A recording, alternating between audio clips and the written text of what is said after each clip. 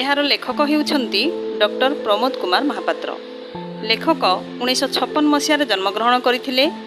ତାଙ୍କର ଲେଖାଗୁଡ଼ିକ ହେଲା ଶତାବ୍ଦୀ ସାଧକ, ଆଜିର ବିଜ୍ଞାନ, ବିଶ୍ୱ ବିସ୍ମୟ, ଉଦ୍ଭିଦ କିଏ କ'ଣ। ଏହି ଲେଖାଗୁଡ଼ିକ ଲେଖି ସେ ଓଡ଼ିଶା ସାହିତ୍ୟ ଏକାଡେମୀ ପୁରସ୍କାର ପାଇଛନ୍ତି। ବର୍ତ୍ତମାନର ଯୁଗ ହେଉଛି ବିଜ୍ଞାନର ଯୁଗ। ଏହି ଯୁଗରେ ବିଜ୍ଞାନର ବିଭିନ୍ନ ଆବିଷ୍କାର ମଣିଷ ଜୀବନକୁ ସୁଖ ଓ ସୁବିଧା ଯୋଗାଇ ଦେଉଛି। ବୈଜ୍ଞାନିକମାନେ ଅଦ୍ଭୁତ ଜ୍ଞାନକୌଶଳ ଦ୍ୱାରା ଅନେକ ଆଶ୍ଚର୍ଯ୍ୟଜନକ ଯନ୍ତ୍ରମାନ ସୃଷ୍ଟି କରୁଛନ୍ତି। ସେହିଭଳି ଏକ ଯନ୍ତ୍ର ହେଉଛି ଯନ୍ତ୍ରମାନବ, ଇଂରାଜୀରେ ଯାହାକୁ କହନ୍ତି ରୋବୋଟ୍।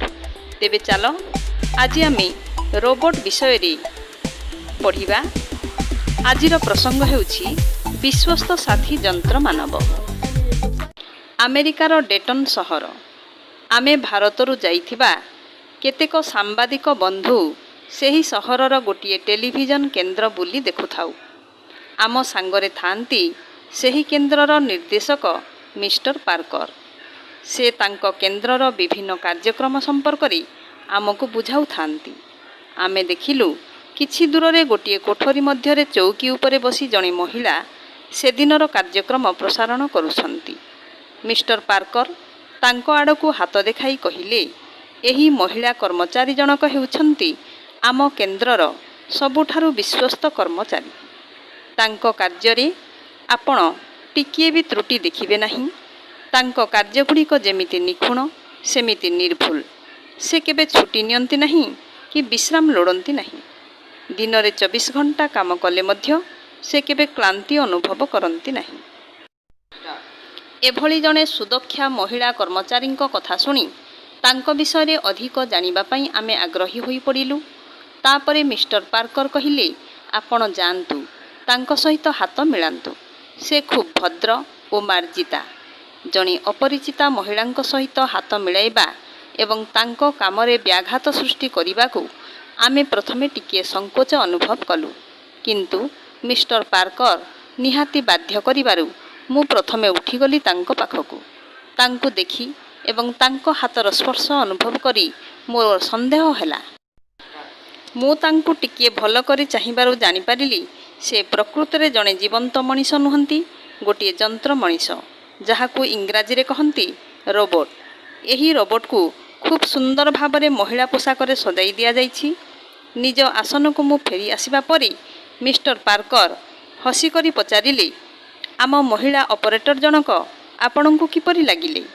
ତାଙ୍କ କଥା ଶୁଣି ମୁଁ ହସିଲି ଏବଂ ପରେ ଅସଲ କଥାଟା ଜଣାପଡ଼ିବା ପରେ ସମସ୍ତେ ହସିବାକୁ ଲାଗିଲେ।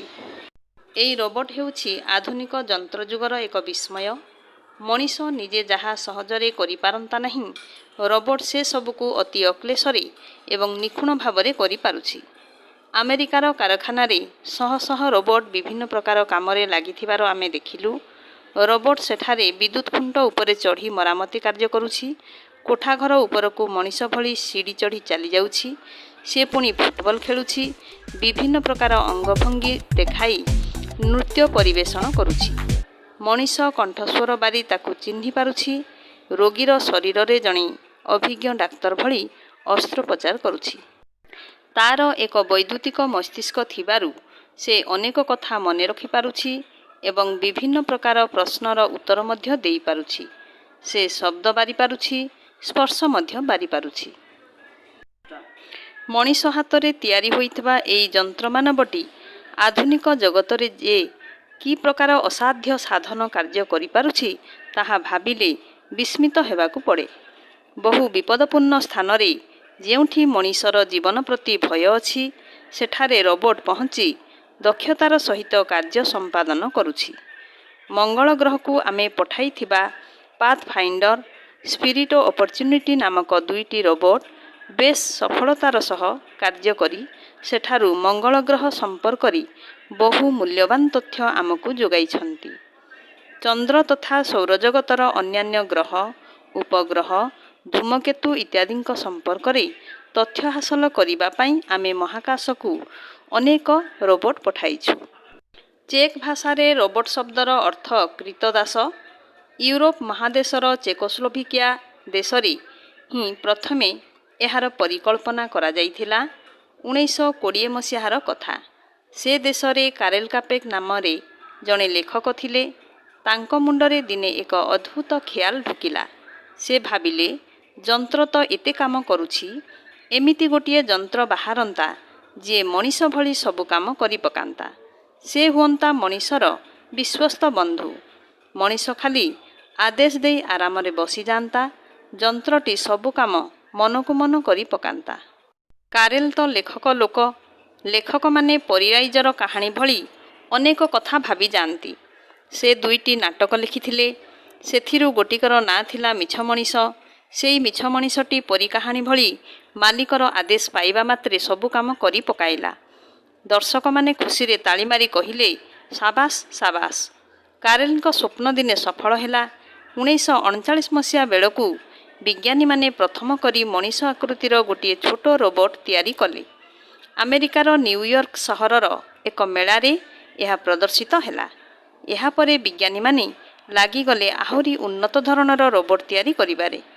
ଏବେ ସାରା ପୃଥିବୀରେ ପ୍ରାୟ 10 ଲକ୍ଷ ରୋବୋଟ କାମ କରୁଛି।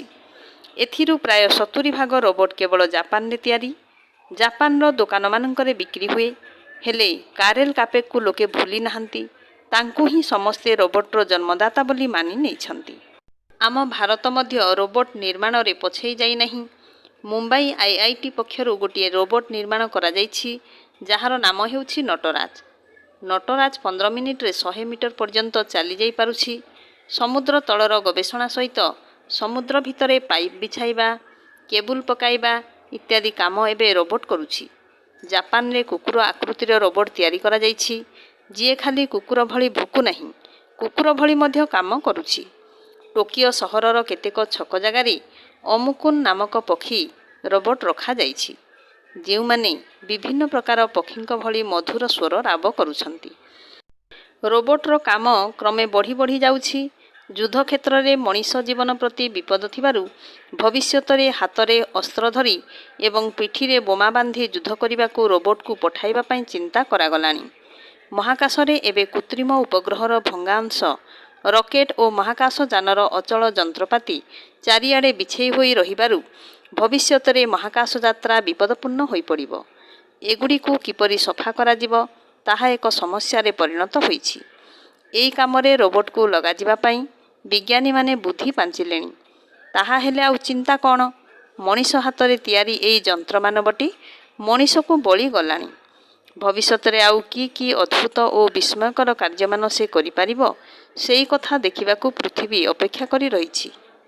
ଦେଖିଲ ତ ପିଲାମାନେ, ରୋବୋଟ କିଭଳି ମଣିଷକୁ ସମସ୍ତ କାର୍ଯ୍ୟରେ ସହଯୋଗ କରୁଛି।